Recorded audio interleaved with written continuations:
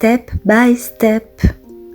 Ooh baby. C'est la chanson qu'on m'a envoyée et ça pourrait être le message de cette guidance. La carte du faucon, c'est la carte de la communication, du message, du signe aussi qui peut arriver sur ta route. Alors peut-être qu'un ami va t'appeler, peut-être que tu vas faire une rencontre inopinée ou que tu vas voir quelque chose écrit sur un mur et ça va te parler. En tout cas, on te demande d'être attentif parce qu'une réponse arrive vers toi. Et la deuxième carte, la carte de la mort, c'est comme dans tous les oracles. Souvent quand cette carte se présente, c'est pour indiquer que tu es en fin de cycle et qu'il faut laisser mourir des parts de toi, des histoires de ton passé, clôturer un dossier, tourner une page. Il y a une fin, et qui dit fin dit bien sûr nouveau commencement. Pour moi, c'est assurément une carte positive parce que ça indique une régénération. De la même façon que quand on est malade, après une maladie, il y a un petit temps de récupération, mais après cette récupération, on se sent renforcé en fait, on sent une vitalité nouvelle. De la même façon, la mort indique la nouvelle vie qui émerge. Et cette carte, elle est associée à l'idée du phénix.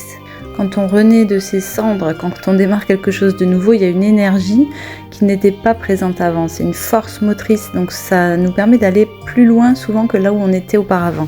Je vois ces cartes comme un présage de quelque chose qui va être porteur, quelque chose qui va apporter du nouveau, de la fraîcheur, un truc inattendu. Et en fait, on demande de ne pas brûler les étapes aussi avec ces cartes-là.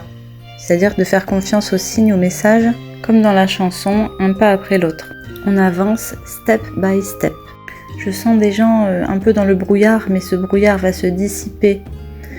Vous n'y voyez pas très clair en ce moment parce que justement c'est une fin de cycle, donc il y a besoin de décanter, de laisser les choses se décanter en vous, de laisser les choses infuser petit à petit pour ensuite voir émerger une clarté nouvelle et quelque chose de limpide. Et j'ai l'impression aussi que vous êtes dans le brouillard parce que ça ne dépend pas que de vous. C'est comme s'il y avait d'autres personnes en jeu en fait dans l'histoire. Alors je ne sais pas si c'est personnel, professionnel, mais on sent que vous n'avez pas toutes les cartes en main en fait pour comprendre la situation et tout ça. Il vous manque des compréhensions aussi personnelles sur vous-même, sur le pourquoi ça vous arrive, etc. Mais ça viendra en fait. Il faut faire confiance dans le processus. Vous allez recevoir les réponses à vos questionnements. Vous allez avoir des compréhensions nouvelles et tout va s'éclaircir.